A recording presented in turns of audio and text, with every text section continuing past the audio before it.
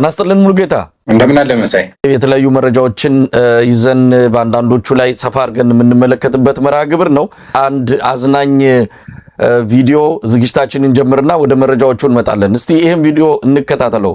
ሰሞኑን ያው አብይ አህመድ በአንድ መድረክ ላይ ተናገረው ነው። እንስማና አስተያየት እንሰጥበታለን። አንድ የሚገርም ነገር ገጠመኝ። የኛ መስሪያ ቤት እንግዶች የሆኑ ሰዎች ለስራ መጥተው ለመጀመሪያ ጊዜ ኢትዮጵያ የመጡ ናቸው ከውጭ ሀገር።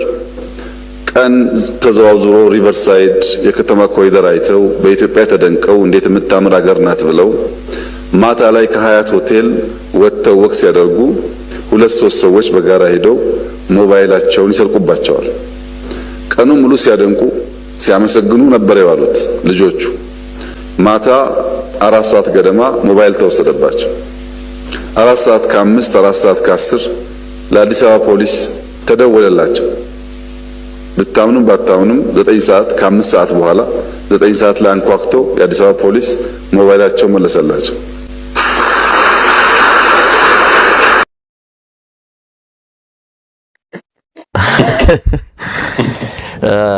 መቼም አዝናኝ ነው ብለን ነው በለተ ቅዳሜ ሰው ባለበት እንዲዝናና በሚል እንጂ መቼም ይሄ ቁም ነገር ያለው ከአንድ መሪ ነኝ ከሚል ሰው በመድረክ ላይ የሚነገር አይደለም። እንደው ሙሉጌታ ሰውየው ስራ ቀይሮ ኮሜዲያን ሳይሆን አይቀርም። እኔም ትናንት ያየሁት ነበር። አንተ ደግሞ ስታመጣው በጣም ነው ያሳቀኝ። ምክንያቱም የግለሰብ የሀገር መሪነቱ ቅዳም ባሩ ጠፍቶት ልክ እንደ መንገድ ዳር ስታንዳፕ ኮሜዲ እንደሚሰሩት እንደዚህ ገጠመኝ። እንደዚህ አሁን ለሱ ትልቅ ነገር ነው ይሄ። በነገራችን ላይ ሜቢ እንግዲህ ዘረፋውን የሚፈጽሙት የራሱ ፖሊሶች ሊሆኑ ይችላሉ። አብይ አህመድ እንደዚህ አይነት ዕቃቃ ጨዋታ መጫወት ይወዳልና ራሱ አዘርፎ ራሱ ደግሞ መላሽ እንግዲህ ይመለስም አይመለስም የምናውቀው ነገር የለም። ምክንያቱም ራሱ 4 ሰዓት ገደማ እንደዚህ ተዘረፈ አለ። ከዛ 9 ሰዓት ከ5 ላይ ደግሞ ተመለሰላቸው አለና እያንዳንዱ ሰዓትና ነባራዊ ሁኔታ የሚከታተል ከሆነ አንድ እሱ ነው የዘረፈው፣ ሁለት ደግሞ የፈጠራ ታሪክ ነው ማለት ነው። እንደው ቢሆንስ ትክክለኛ ቢሆን ሙሉጌታ አሁን እንደው በዚህ መድረክ ላይ እንዲህ አይነት ነገር መነሳት አለበት ወይ? ነባራዊ ሁኔታው ይታወቃል። እንኳን አይደለም የተዘረፈ ሞባይል ለባለቤቱ ሊመልሱ ይቅርና አብይ አህመድ በራሱ ለጸጥታ ኃይሎች እኮ የገለጸው አለ ደሞዛቸው አነስተኛ ስለሆነ ቢያንስ ዘርፈው እንዲበሉ ቃል በቃል ዘርፋችሁ ብሉ ብሎ ትእዛዝ ባይሰጥም ይሄ ሁኔታ ምቹ ሁኔታ እንዲፈጠርላቸው አድርገው እኮ ራሳቸው እየዘረፉ አይደለም የተሰረቀን ሰርቀው የሚወስዱ በፍተሻ ሰበብ የተለያዩ ጌጣጌጦችን ብር ሳይቀር ከህዝብ ላይ የሚዘርፈው የጸጥታ ኃይል እኮ ነው ያለበት። ስለማን ነው የሚያወራው? ለማን ነው ይሄንንስ የሚናገረው? እንደው ይሄ እንዲህ ቢሆን እንኳን በነገራችን ላይ ይሄ የታወቀ ሀቅ ነው አይደለም? ጎዳና ላይ የተዘረፈ ኢትዮጵያ አየር መንገድ እንኳን ወደ ውጭ ለመውጣት ከፍተኛ ጥረት የሚያደርጉ ኃይሎች በርካታ ገንዘባቸው የተዘረፈ በርካታ ዜናዎች ሲዘገቡ አይተናል። ይሄ ራሱም የተናገረው ነው። ሲዘርፉ ቀስ አድርጋችሁ ዝረፉ፣ በማይታይ መልኩ ዝረፉ ሲል የነበረ ግለሰብ ነው። ከዛ በተጨማሪ ደግሞ ይሄ ሪሌቫንት የሆነ አጀንዳ እያመጣ አጀንዳ ለመሆን የሚዳክር ግለሰብ ነው። ምክንያቱም ማንም ሰው እሱ የሚያወራውን ነገር ሊገዛው አይችልም። ራሱን እንግዲህ ባለንበት ነባራዊ ሁኔታ ስለ ዲጂታል ህቀት ምናምን እያለ ይደሰኩራል። ነገር ግን አገሪቱ በመነባራዊ ሁኔታ እንግዲህ ይሁሉ እሱም ቅድም መግቢያው ላይ እንደተናገረው ወንዞቹን ከጎበኙ በኋላ ኮሪደሩን ከጎበኙ በኋላ ማታ 4 ሰዓት ላይ እዚህ እስጢፋኖስ ዙሪያ እንግዲህ እሱ ገጾታ ነኝ ሀያት ሪጀንሲ አካባቢ በሚንቀሳቀሱበት ጊዜ እንደዚህ አይነት ነገር ተፈጠረ በሚል ሐሳብ አንስቷንኝ እንግዲህ በተጨባጭ የምናየው የሰውየው የሞራል ዝቅጠት ምን ያህል ደረጃ እንደደረሰ ነው። ለህዝብ የሚነገር ለተሰብሳቢዎች የሚነገር አሁን የግለሰብ መድረክ ላይ በተገኘበት ነባራዊ ሁኔታ መናገር የነበረበት ስለሌሎች ጉዳዮች ነበር፣ ስለ ሰላም ነበር። ምክንያቱም ሀገሪቱን በሰላም አናውጣታን። እሱ ግን ስለ ሌባና ፖሊስ ታሪክ ነው ማውራት የፈለገውና አጠቃላይ የሀገሪቱ ነባራዊ ሁኔታ በምን ይገለጽ ከተባለ በእንደዚህ አይነት አጀንዳዎች ነው። በነገራችን ላይ ይሄ ለአደባባይ የሚበቃው ወሬ ነው፣ ለአደባባይ የሚነገረው ነው። በውስጥ በሚሰበስባቸው ጊዜ ለሚዲያ ግባት በማይሆነው ጊዜ ከዚህ የባሰ ነገር እንደሚናገራቸው ከዚህ የባሰ ነገር እንደሚሰድባቸው በተደጋጋሚ የታየ ነው። ባናታችሁ ቁሙ፣ ተንበርከኩ፣ ስገዱልኝ ሲላቸው እንደሚሆን አንዳንዶቹን እንደውም ቀበቶውን ጭምር ፈቶ እንደሚገርፋቸው ነው እንግዲህ ጭምጭምታ የሚሰማውና በጣም አስገራሚ ነገር ነው። በነገራችን ላይ ይሄ የጫካ ፕሮጀክት የሚባለው ነገር አሁንም መፈናቀልን በሰፊው ያመጣ እንዳለ ነው የምንሰማው። አሁንም ወደ 3 ወረዳዎች የሚሆኑ የአዲስ አበባ ከተማ አካባቢዎች ለዚሁ የጫካ ፕሮጀክት የሚፈናቀሉ መሆኑን ከሰሞኑ መሰረት ሚዲያን በስፋት ዘግቧል። የአዲስ አበባ ሕዝብ እንግዲህ ተፈናቅሎ አላልቃለ መቼም የቀረ ካለ ያንንም የማጽዳቱ ቀሪ ስራ በአገዛዙ በኩል እንደሚከናወን ባለፈውም ተገልጿል። አሁን ወደ ተግባር እየተካሄደ ነው። እንግዲህ ምርጫ እስኪደርስ ነበረ ትንሽ አርፈው የነበረው የአዲስ አበባ ሕዝብ አሁን ምርጫው አለፈ። ከዚህ በኋላ እንግዲህ የምናየው ነው። መጠነ ሰፊ የሆነ ማፈናቀል፣ መጠነ ሰፊ የሆነ የአዲስ አበባ ሕዝብ ላይ የሚወሰድ የበቀል እርምጃ እንደሚኖር ነው የሚጠበቀው። ምናልባት መጪው ጊዜ የበለጠ ለአዲስ አበባም ሆነ ለኢትዮጵያ ሕዝብ ከባድ እንደሚሆን ነው በብዙ መልኩ እየተገለጸ የሚገኘው። እስቲ ሙሉጌታ መረጃዎችን እንለዋወጥ። ከፋኖ ዜናዎች ከወቅታዊ መረጃዎች እንጀምርና ቀደም ሲል በመግቢያ ላይ እንደጠቀስኩትም በወለጋ ትልቅ ድል ተገኝቷል። ባለፈው ጀነራል መኮንን የተገደለበት አንድ ጥቃት ተፈጽሞ ነበረ። ያ ምን ያህል አገዛዙ ላይ ትልቅ ኪሳራ እንዳደረሰበት ያንን መቋቋም አቅቷቸው ከፍተኛ ግምገማ ውስጥ እንደገቡ ሰምተን ነበረ። አሁን ትላንትናም ተደግሟል። 6 መስመራዊ መኮንኖች ያሉበት የመደምሰስ እርምጃ ነው የተወሰደው። በዚህም ከፍተኛ ኪሳራ እንደደረሰበት ነው አገዛዙ የሰማነው። 2 ሬጂመንቶች ናቸው ከጥቅም ውጪ እንደወጡ የተነገረው። እስቲ ከዚህ ጋር የተያዘ ሌሎች መረጃዎች ካሉ አካፍለን ሙልጌታ። በተለይ ቅድም ካነሳው አንድ ሀሳብ ልጨምርና ወደ ጠየቀኝ ጥያቄ ቀጥታ አመራለሁ። በነገራችን ላይ የአዲስ አበባ ላይ ብቻ አይደለም በኮሪደር ልማት ስም በርካታ ቤቶች የማፍረስ ዘመቻ የተጀመረው በሁሉም ቦታዎች ነው። አሁን ላይ ናዝሬት ላይ፣ ባህር ዳር ከተማ ላይ፣ ደሴ ከተማ ላይ፣ ጎንደር ከተማ ላይ፣ በሁሉም ከተማዎች ላይ ከፍተኛ የሆነ የማህበረሰብ ቅሬታ እየመጣ ይገኛል። እንግዲህ መንገድ ዳር ነው ብዙ ሰው ማህበራዊ መሰረት አድርጎ የንግድ መሰረቱን አድርጎ በርካታ ሀብትና ንብረት አፍርቶ ለመተዳደር ሙከራ ሲያደርግ የነበረው አብይ አህመድ የአዲስ አበባ አልበቃ ብሎ ወደ ክልል ከተሞች እየተጓዘ በዛ የንግድ ስራ ላይ ተሰማርተው ያሉትን የማፍረስ ዘመቻ በከፍተኛ ሁኔታ እያደረገ ይገኛል። እንደዚህ ደግሞ ተላላኪዎች የሆኑት የክልል ርዕሰ መስተዳድሮችም የከተማ ልማት በሚል ወይም ደግሞ የኮሪደር ልማት በሚል በከፍተኛ ሁኔታ እያፈረሱ ይገኛሉ። ቅሬታዎች ከሁሉም ድንበር፣ ከሁሉም አካባቢ፣ ከሁሉም ከተማ እየመጡ እንደሆነ በቀጣይ እነዚህ እውነቶች ተጠናክረው እንደሚቀጥሉ ያው አገዛዙ በተደጋጋሚ ሲናገር የነበረ እውነት ነው። ማህበረሰቡም ግን ትናንት በተለያዩ ቦታዎች ላይ ሲደረግ የነበረው ዛሬ በየበሩ ላይ እየመጣለት እንደሆነ በግልጽ ማስቀመጥ ያስፈልጋል። ሌላኛው ከሰሞኑ እንግዲህ በተለይ የፋኖ ኃይሎች ከፍተኛ እንቅስቃሴ እያደረጉ በርካታ አስደናቂ ጀብዶችን እየፈጸሙ እንዳሉ ከሚደርሱ መረጃዎች መረዳት ችለናል። እንግዲህ አንተም ቅድም በመግቢያ እንደተናገርከው የቢዛሞ ቃል አቀባይ አርበኛ ዳዊትም እንደዚሁ በሚዲያዎች ይፋ ባደረገው መረጃ መሰረት በጣም ከባድ የሚባሉ ውጊያ አድርገው አስደናቂ ጀብድ ፈጽመው ታላቅ ሰበር ዜና የሚባል ትልቅ ድል አግኝተዋል። እሱም እንግዲህ በተለይ መነሻውን ከነቀምትና አንገርጉትን በማድረግ ላይ ልዩ ቦታዋ ሾሮ መድኃኔዓለም 69ኛ ክፍለ ጦር 3ኛ ሬጅመንት እና 5ኛ ሬጅመንት በጥምረት በመግባት 3ኛ ሬጅመንት ሙሉ ለሙሉ ሲደመሰስ 5ኛ ሬጅመንት ደግሞ ቁስለኛና የተረፉት እግሬ አውጪ ብለው እንደፈረጠጡ ነው የተገለጸው። እንግዲህ ውጊያው ከዛሬ ከጠዋቱ 2 ሰዓት ጀምሮ እስከ 11 ሰዓት እንደተደረገ ነው የተገለጸው።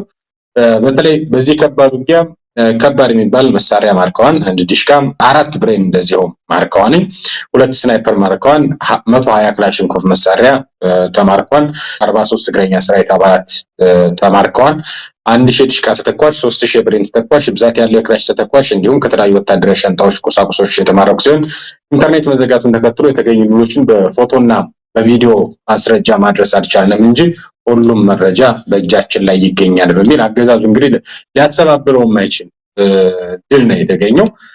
በነገራችን ላይ መሳይ ወታደራዊ ባለሙያዎች በሰፊው ሊተነትኑት ይችላሉ።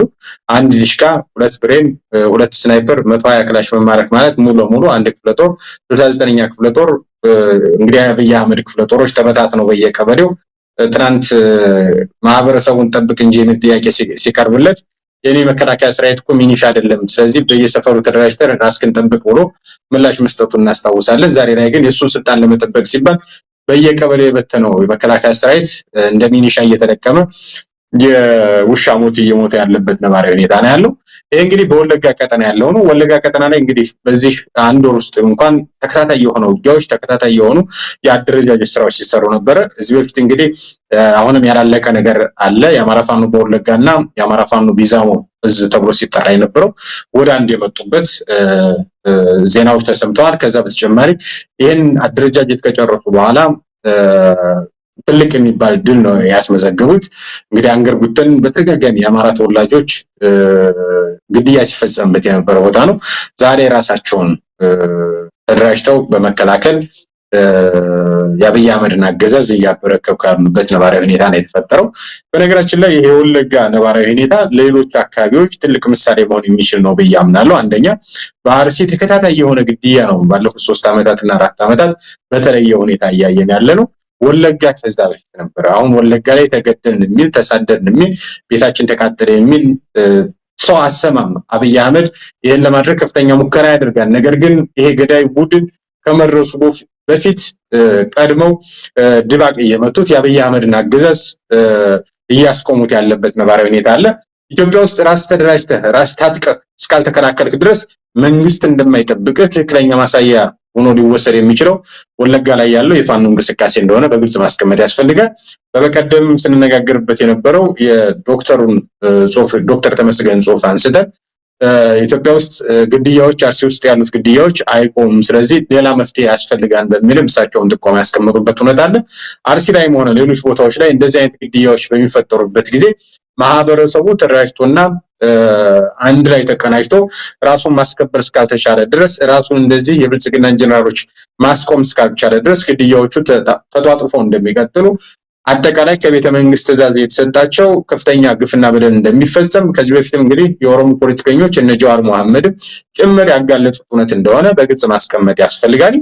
እንግዲህ የወለጋውና የአርሲውን በዚህ ልክ ካየን ሌላም ከሰሞኑ ከፍተኛ ውጊያ እየተካሄደ ያለበት ቀጠና ምዕራብ ወሎ ግንባር ተብሎ የሚጠራ ወይም ደግሞ አማራ ሳይንት ዙሪያ ነው። አማራ ሳይንት ዙሪያ የ11ኛ እዝ እና የምስራቅ እዝ ከፍተኛ አመራሮች በተለይ 2 ጀነራሎች አንደኛው ጀነራል ዘውዱ ሰጣርጌና ሌላኛው ስሙን አሁን ረሳሁት በሁለቱ ጀነራሎች እየተመራ ወደ ዚሁ ምዕራብ ወሎ ግንባር አማራ ሳይንት ገብተው ነበረ። በአማራ ሳይንት በገቡበት ከፍተኛ የሆነ ኪሳራ ገጥሟቸው በተለይ የአማራ ሳይንት የሚኒሻ ዘመቻ መምሪያ የሆነው አቶ ሙልጌታ የሚባለው ጭምር የተደመሰሰበት ውጊያ በርካታ ሰራዊት የተማረከበት በርካታ መሳሪያዎች ወደ ፋኖ ካዝና የተጫኑበት እንዲሁም የአገዛዙ ክፍለ ጦሮች አንዳንዶቹ ሬጅመንቶች ከውጊያ ካርታ የተፋቁበት ነባራዊ ሁኔታ እንዳለ ከቦታው የደረሰን መረጃ ያመለክታል። ሌላኛው ግንባር እንግዲህ በተለይ ሰሜን ወሎ ተብሎ የሚጠራው የብልጽግና አገዛዝ በተለይ ወያኔ ይመጣብኛል በሚል ስጋት እንዲሁም ደግሞ እዛ ቀጠና ላይ ያለውን የፋኖ ኃይል ለመመከት በሚል ወደ 4 እዝ እዛ ቀጠና ላይ ያሰማርቷል። እንግዲህ በዚህ ቀጠና ፍላቂት ከታችኛው ማለት ነው እስከ ጋሸና ድረስ ከባድ ፍልሚያ ሲደረግ ነበር ከሰሞኑ በሰሜን ወሎ ዞን መቄት ወረዳ። እዚህ ቀጠና ላይ እንግዲህ የ106ኛ ኮር ከ303ኛ ኮር ቅንጅት በማድረግ የአገዛዙን ኃይል ድባቅ መጥተውታል። ሌላኛው አገዛዙ በተለይ ከዚህ በፊት ማህበራዊ ቤዝ አድርገውት ፋኖች ማዝያ ጣቢያ አድርገውት የነበረው ቡግና ወረዳ ነው። ከቅርብ ጊዜ ወዲህ ኃይሉን አክተልትሮ በመምጣት ቀጠናውን ለመቆጣጠር ከፍተኛ ጥረት አድርጎ ነበረ። በ303ኛ ኮር ኃይሉ ከበረ ክፍለ ጦርና እንዲሁም ደግሞ 81ኛ ክፍለ ጦር ተብሎ የሚጠራው ማለት ነው እንዲሁም ደግሞ አብሹም ብርጌድ በጋራ ቅንጅት በማድረግ እዛ ቀጠና ላይ ያለው የብልጽግናን ሰራዊት የማራገፍ ስራ እንደተሰራ ሰምተናል። ከዛ በተጨማሪ እንግዲህ በአለፋ ጣቁሳ ከፍተኛ የሆነ ውጊያ እየተደረገ እንዳለ የደረሱን መረጃዎች ያመለክታሉ። በዚህ ውጊያ እንግዲህ በተለይ የአገዛዙ ኃይል ሴቶችን ጭምር እንደገደለ ነው እየሰማ ነው። በማዕከላዊ ጎንደር ዞን በአለፋ ወረዳ ጸደ ማርያም በተባለች ቀበሌ የአገዛዙ ሰራዊት በንጹሃን በነፍሰ ጡር እናቶች ላይ ግድያ ፈጽሟል። እንግዲህ በትናንትናው ዕለት ማለት ነው ሰኔ 11 ቀን 2018 ዓ.ም ከለምበዝ ቀበሌ ተነስተው ወደ ጸደ ማርያም ጤና ጣቢያ ወላድ ይዘው በሚሄዱ ንጹሃን ወላድ እናት ላይ ተኩስ በመክፈት የህይወት ግድያና የአካል ጉዳት ማድረስ እንደፈጸመ ነው የሰማነው። እንግዲህ እዚሁ ቀጠና ላይ ዛሬ ማለት ነው የአገዛዙ የጭንቀት የሌሊት እንቅስቃሴ ለማድረግ ሙከራ አድርጎ ነበር። ነገር ግን ከፍተኛ ሽንፈትን እንደተከናነበና በዛሬው ዕለትም በዳሱ ጉንዶ አገዛዙ ተደምስሶ ምርኮ በምርኮ እንደሆነ ተገልጿል። እንግዲህ ሰኔ 13 2018 ዓ.ም ፋብን በላይ ዘለቀ መይሳው ካሳ ሁለተኛ ኮር አራማራ ክፍለ ጦር ሁለተኛ ሬጅመንት በአርበኛ ጠቃ ሞገስ የተመራ በመተማ ወረዳ ዳስጉንዶ የሰፈረውን ያገዛዙ ጥምር ጦር ነው የሚለውን ማለት ነው ተደምስሶ ከተማዋን ሙሉ ለሙሉ ዳስጉንዶ የምትባለውን ከተማ ሙሉ ለሙሉ ፋኖ መቆጣጠር ተችሏል። እንግዲህ በዚህ ለአስጨራሽ ውጊያ ያገዛዙ ኃይል ከፍተኛ ኪሳራ እንደደረሰበት ነው ከቦታው የደረሰን መረጃ የሚያመለክተው። በሌላ ቀጠና በደቡብ ጎንደር እስቴ ወረዳና ስማሬ ወረዳ የብልጽግና አገዛዝ ንጹሃን በግፍ መግደሉና ከፍተኛ ቁሳዊ ጉዳቶችንም እንዳደረሰ ከቦታው የደረሰን መረጃ ያመለክታል። በጎጃም ቀጠናም እንደዚሁ ከፍተኛ ውጊያዎችና የአደረጃጀት ስራዎች በሰፊ ተጠናክረው እንዳሉ ነው የሰማነው። እንግዲህ ከሰሞኑ በተለይ አማራ ሳይንት ላይ የደረሰበትን ሁለት ጀነራሎች አሰልፎ በርካታ ጦር አሰልፎ የገባ ቢሆንም ያንን መቋቋም ሲያቅተው ዛሬ ላይ ድሮን አንቀሳቅሶ በርካታ ንጹሃን እንደጨፈጨፈ መረጃዎች እየወጡ ይገኛሉ። አጠቃላይ በፋኖ መንደር ከፋኖ አምባ ያሉት መንደር የውጊያ መረጃዎች እነዚህ ይመስላሉ። አመሰግናለሁ ሙሉጌታ።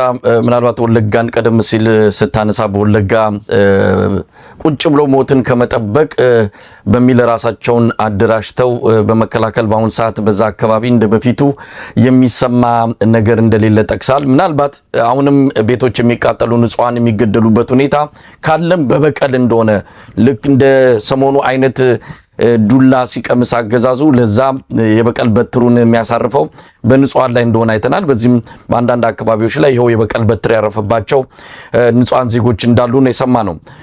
እንግዲህ በአርሲ ተመሳሳይ አይነት ትግል መጀመር አለበት። በተለይ ራሳቸውን አደራጅተው የመጣባቸውን እንዲህ አይነቱን አደጋ መከላከል የሚገባቸው የአካባቢው ማህበረሰብ በዚህ ላይ ቁርጠኛ ውሳኔ ሊወስዱ ይገባል የሚለው አስተያየትም ሆነ ግፊት ከተለያዩ አቅጣጫዎች እየሰማን ነው። እንግዲህ ወደዛ የሚያመሩ እንደሚሆን ይገመታል። ምክንያቱም የሚያድናቸው የለም። አገዛዙ ይህንን ለፖለቲካ ቁማር እየተጫወተበት ነው። የሚያሰማራው እሱ ነው። ለቅሶም የሚቀመጠው ራሱ አገዛዙ በመሆኑ ይህንን በደንብ የተረዱ የአካባቢው ነዋሪዎች ማንም እንደማይደርስላቸው አውቀው ራሳቸውን ማደራጀት እንደሚገባቸው በብዛት በተለያዩ ወገኖችም እንግዲህ አስተያየትና መልእክት እየተላለፈ ይገኛል። እንግዲህ ሙሉጌታ ከዚህ ከአገዛዙ ሰራዊት ጋር በተያያዘ ሰሞኑን አንድም መረጃ ወጥቷል። የአገዛዙ ሰራዊት በተለይም ይሄ መስመራዊ መኮንኖች የሚባሉ ከሻለቃ ወደ ታች ያሉት ሻምበሎች፣ መቶ አለቃዎች በጦር ግንባር ላይ ፊት ለፊት የሚገኙት በአብዛኛው ወይ ተደምስሰዋል ወይ ከሰራዊቱ በተለያየ መልኩ ተለይተዋል። ስለዚህ ከፍተኛ ክፍተት ተፈጥሯል። በሚቀጥሉት ውጊያዎች ማድረግ እንኳን በማያስችል ሁኔታ ነው ይሄ ክፍተት የተፈጠረው የሚል ግምገማ አድርገዋል መከላከያ ከፍተኛ ጀነራሎች። ይሄ ደግሞ ትልቅ ጉዳት እንደሆነ ነው ወታደራዊ ባለሙያዎች የሚገልጹት። ምክንያቱም የጦርነት ትልቁ ዋናው ማዕከል እነዚህ ሻምበሎች፣ ሻለቆችና 50 አለቃ መቶ አለቃዎች እጅን ያለው እነሱ ከዚህ ጦርነት ውስጥ በአንድም ይሁን በሌላ ያ ክፍተት ከተፈጠረ አንድ ሰራዊት ቆሞ ሊዋጋ የሚያስችል አቅም አይኖረውም የሚል አስተያየት ነው እንግዲህ ወታደራዊ ባለሙያዎችም እየሰጡት ያሉት። ስለዚህ ከፍተኛ ጭንቀት ውስጥ እንደገባም ይነገራል።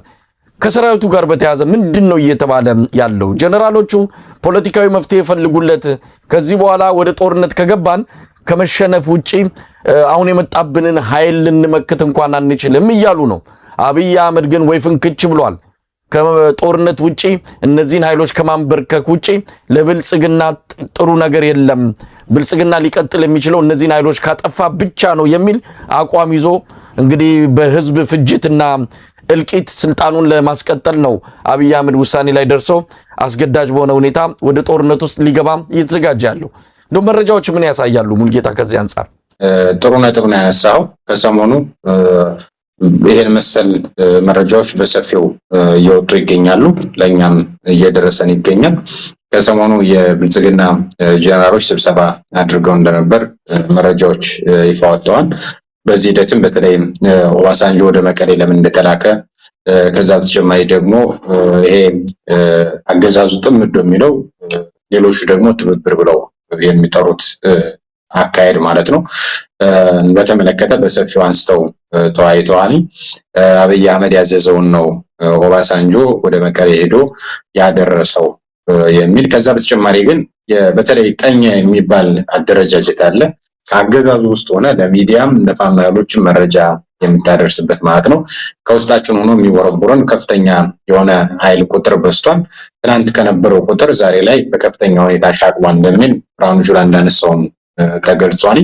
ከዛ በተጨማሪ ግን ከሰሞኑ አንተ ማስተውለህ ሊሆን ይችላል 4ኛ ክረምት ለብልጽግና እየተዋጋው አልቀርምም በሚል በርካታ ሰራዊት ነው በተለያየ ቦታ በሰፊው እየቀዳ የፋኖን መዋቅር እየተቀላቀለ ያለው በሚኒሊክ ዝም በአሳምነው ዝም በቴዎድሮስ ዝም በበላይ ዝም እየወጡ ያሉ መረጃዎች እንደውም እዚህ ላይ እኔ መረጃ ማስተላለፍ ፈልገው በውስጥም ለመናገር ሙከራ አድርጌያለሁ።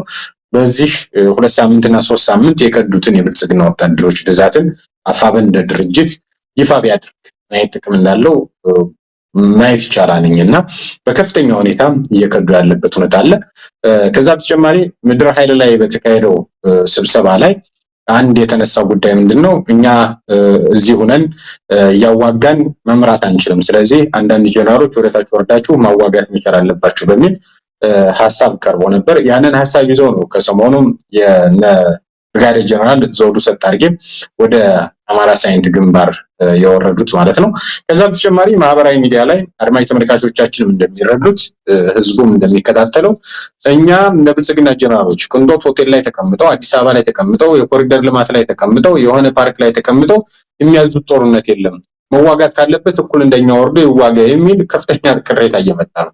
ከዛ በተጨማሪ የታችኛው መዋቅር በሚባል ደረጃ ፋኖ ጋር መዋጋት ምን አይነት የህይወት አደጋ እንዳለበት ምን አይነት ከፍተኛ ኪሳራ እንደሚገጥመው በአግባቡ ገምግሟል። ምክንያቱም ባለፉት 3 ዓመታት ግንባር ገብተው የማረኩት የፋኖ ሰራዊት የለም፣ ግንባር ገብተው የደመሰሱ ሰራዊት የለም። ብልጽግና ቢደመስስ የብልጽግና አክቲቪስቶች እንዴት ሬሳ እንደሚያበሻቅጡት አካል አንድ ጊዜ አስታውሳለሁ። የሚኒሊክ ወታደራዊ አማካሪ የሆኑት ኮሎኔል ሞገስ ዘገየ እኛ የህዝብ ስነልቦና ስላለን እንጂ የተማረከውን እንዲሁም ደግሞ የተደመሰሰውን ሬሳ ብናወጣው የኢትዮጵያ እናቶች አንቀው ይበሏቸዋል። ስለዚህ ሞራል ስላለን ግን ያንን ሬሳ እናወጣውም በሚል መናገራቸውን አስታውሳለሁና የብልጽግና ኃይሎች ግን 2 ፋኖ ይግደሉ 3 ፋኖ ይግደሉ ያንን ሬሳ ወጥተው እንደመቀጣጫ ሊያደርጉትም ይፈልጋሉ። በየቀኑ የሚወድቀውን ግን በሸራ ተቀለው አምጥተው የቀብረ ጉድጓድ ውስጥ ትተውት የሚሄዱትን ቀብረ ጉድጓድ ብቻ አይደለም መሰለኝ አንድ ሬሳ የመከላከያ ሰራዊት ሲወድቅ ከፋኖቹ እንደምንሰማው ሬሳው አይደለም የሚነሳው መሳሪያን ፋኖ እንዳይታጠቀው የሚል ነው። ለሰው ልጅ ሬሳ የማይጨነቁ ለሰው ልጅ ክብር የማይጨነቁ መሆናቸውን በተግባር የታየበት ነው። ከዛ በተጨማሪ አሁን ላይ ብርጋዴር ጀነራሎች እንዲሁም ደግሞ ኮሎኔሎች ከዛ በላይ ያሉት የሚወርዱት ከታች ያለው መዋቅር ከፋኖ ጋር ተስማምቶብናል፣ ስለዚህ ወረድ ብለን እንስራ የሚል ግምገማም እንዳለ እየሰማን እንገኛለን። ሌላኛው ጀነራል ወርዶ ምን ያሳካን ቢባል ምንም የሚያሳካው ነገር የለም፣ ምንም የሚያመጣው ለውጥ የለም። ከዛ በተጨማሪ ደግሞ አሁን ላይ እየተሰሙት ያሉት እየተነገሩ ያሉት ነጋሪቶች አሉ። በተለይ ትብብር የሚለው አገዛዙ በከፍተኛ ሁኔታ ፈርቶታል። ስለዚህ ይሄ ትብብር ከመምጣቱ በፊት ግማሹ ጆንያ ብር ይዞ ወደ መሬት ወርዷል። በነገራችን ላይ አብዛኛው ጀነራል አብዛኛው የብልጽግና አመራር እንደዚሁ በተመሳሳይ ዘመድ ካለ እንደው ሻለቃ መሪም እንኳን ቢሆን የብርጌዱን ተው የክፍለ ጦሩን የኮሩን የድርጅት አመራሩን ተው የሻለቃ መሪ የቲም መሪ ዘመድ ካለ እስኪ ለማሳመን ሙከራ አድርግ እየተባለ የባዲን አመራር ዛሬ ላይ በዚህ ነው ተወጥሮ ያለው መረጃዎችን እንሰማለን። ስለዚህ አብዛኛውን ነገር በሚባል ደረጃ አገዛዙ ወታደራዊ ድል ማግኘት ስላልቻለ በማስከዳት ለማምጣት ከፍተኛ ጥረት እያደረገ ነው። በቀጣይ ምን ሊፈጠር ይችላል? እንግዲህ የፋኖ አመራሮችን በከጆች መካከል ላይ ከፍተኛ የሆነ ጥብቅ ቁጥጥር እንዲሁም ደግሞ ዲሲፕሊን ህግና መተዳደሪያ ደንባቸውም ጠንካራ ስለሆነ ለመክዳት እንቅስቃሴ የሚያደርግም ካለ መሰል ሁነቶች በተለይ በህግና መተዳደሪያ ደንቡ በአፋብን እንደሚቀጡ እናምናለን። ምክንያቱም አገዛዙ በከፍተኛ ሁኔታ እየሰራበት ያለበት ሁኔታ አለ። ስለዚህ ይህን ማሻሻል የሚቻለው ማስወጣት የሚቻለው ደግሞ በህግና ደንብ እንደሆነ ይታወቃል። ከዛ በተጨማሪ ግን ያገዛዙ ኃይሎች ወደ ታች ለመውረድ ሙከራ እንግዲህ አንድ ግንባር አንስቼ በተለይ ምዕራብ ወሎ ግንባር አማራ ሳይንት የሚባለው ላይ ለመግባት ሙከራ አድርገዋል። ነገር ግን በሶስት አቅጣጫ በርካታ ሬጅመንቶች አሰልፈው ቢመጡም እነዛ ሬጅመንቶች 11ኛ እዝ የሚባለው በቅርቡ የተቋቋመ ነው። እንግዲህ በተለይ ፋኖ ጋር ከጀመሩ በኋላ ጦርነት በርካታ እዝ እንዳቋቋሙ ይታወቃል። ባለፈው መስከረም ላይ እዛ ሰሜን ወሎ ላይ በተለይ ሙጃ ላይ ከተመቱ በኋላ ሰራዊታቸው ከፈረሰባቸው በኋላ 11ኛ እዝ ማቋቋማቸው ይታወቃል።